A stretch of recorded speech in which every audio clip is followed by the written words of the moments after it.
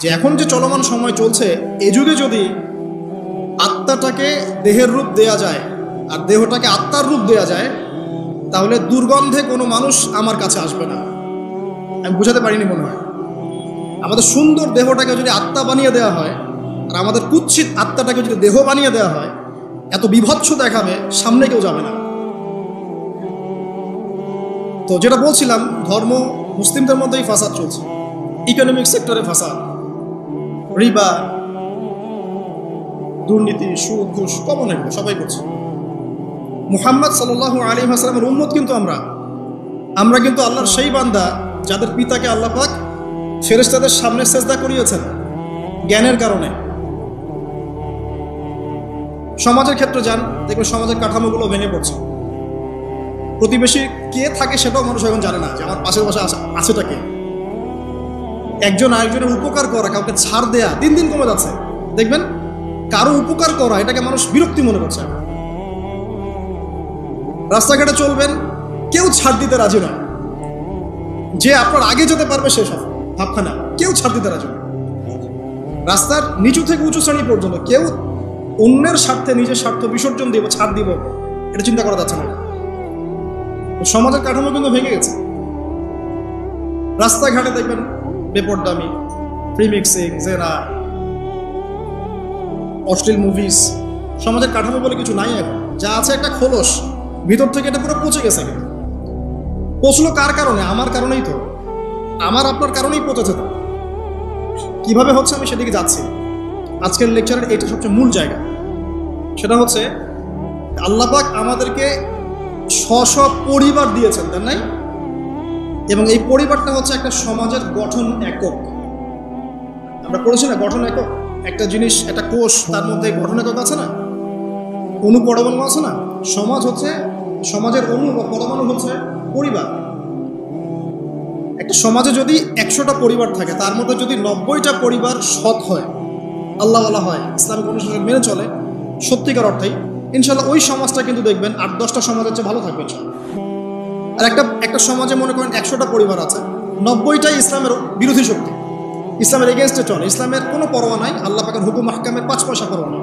ওই সমাজের অবস্থা নিঃসন্দেহে দুনিয়াতেও ধ্বংস হবে, আখিরাতেও ধ্বংস হবে। আর এই সমাজগুলোকে নিয়েই তো একটা রাষ্ট্র হয় নাকি?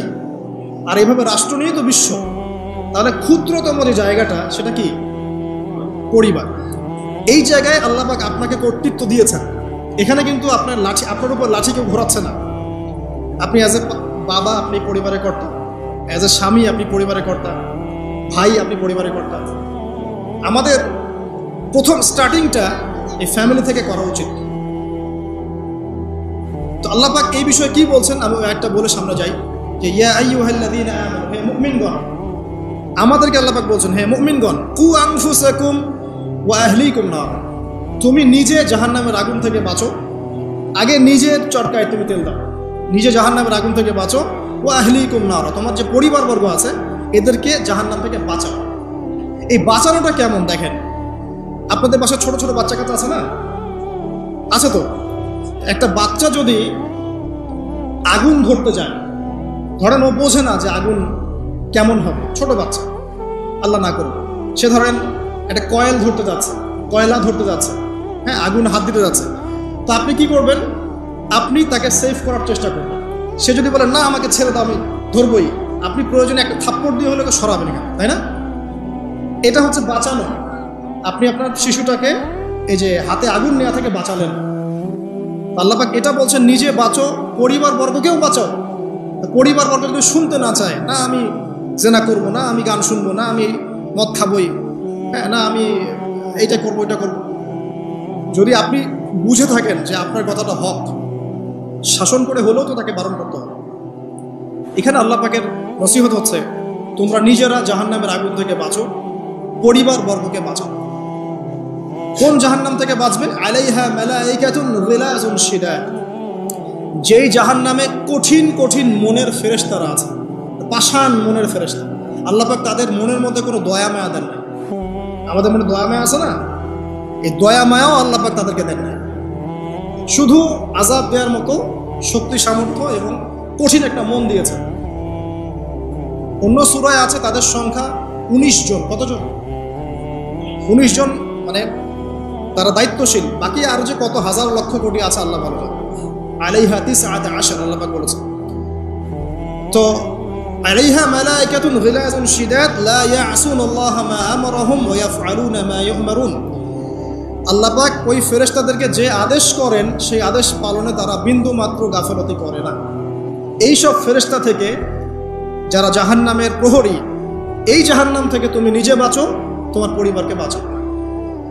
তোমরা যারা এখনো ফ্যামিলি শুরু করো নাই, যুবকদেরকে বলছি, তাদের জন্য এই অংশটুকু বেশি বেনিফিশিয়াল হবে ইনশাআল্লাহ।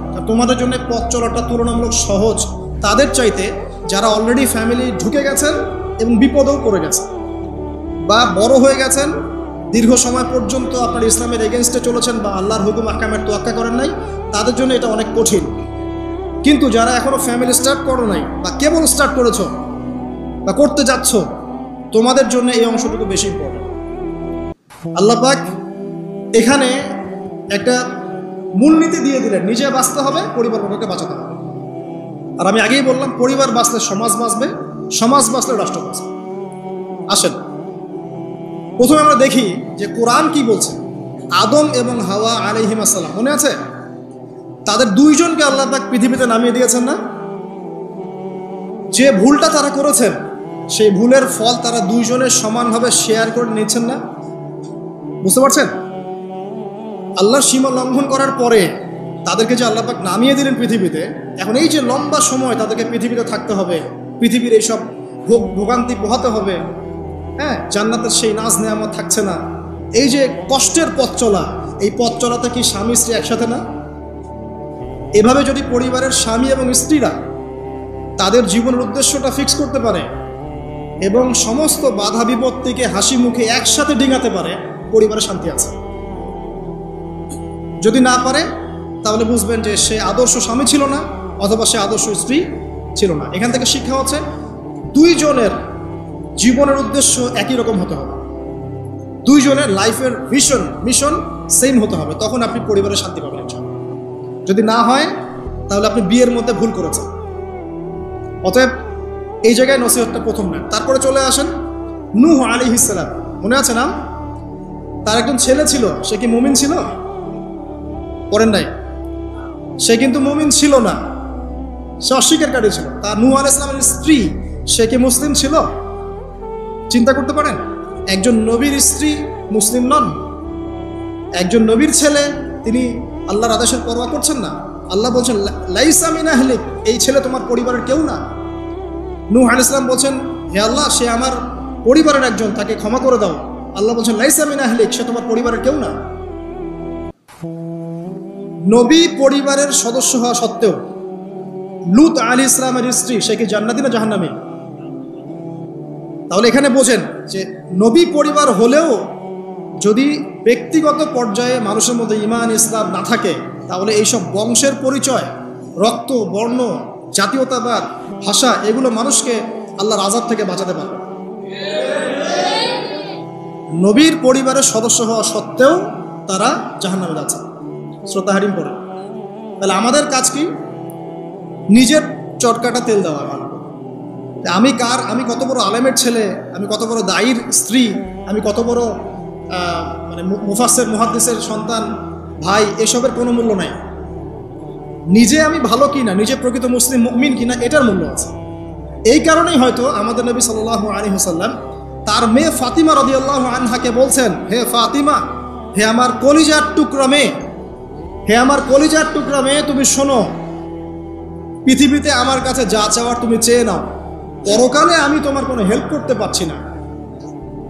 অথচ আমরা জানি নবী সাল্লাল্লাহু আলাইহি ওয়াসাল্লাম সবার জন্য কি করবেন? সুপারিশ করবেন, সেটা অন্য বিষয়। তোমাকে তোমার হিসাব একাই দিতে হবে, নবী সাল্লাল্লাহু আলাইহি ওয়াসাল্লাম এটা বলছেন। একদিন তিনি বাসায় ঢুকলেন, দেখছেন আয়েশা রাদিয়াল্লাহু আনহা কান্নাকাটি করছেন। আয়েশা, আর বলে রাখি, আয়েশা রাদিয়াল্লাহু আনহা সম্পর্কে আমাদের নবীজি বলেছেন, তাকে প্রশ্ন করা হচ্ছে, আপনি পৃথিবীতে সবচেয়ে বেশি কাকে ভালোবাসেন? তিনি বলছেন আয়েশাকে। তারপরে কাকে ভালোবাসেন? আবু বকর। তারপর কাকে ভালোবাসেন? ওমর। কথা বুঝতে পারছেন? তো সেই আয়েশা রাদিয়াল্লাহু আনহা বাসায় কান্নাকাটি করছেন। তিনি বলছেন, কি জন্য কাঁদছো হে আয়েশা? আয়েশা রাদিয়াল্লাহু আনহা বলছেন জাহান্নামের আযাবের ভয়ে আমি কাঁদছি। কি হবে ইয়া রাসূলুল্লাহ আমাদের শেষ হবে?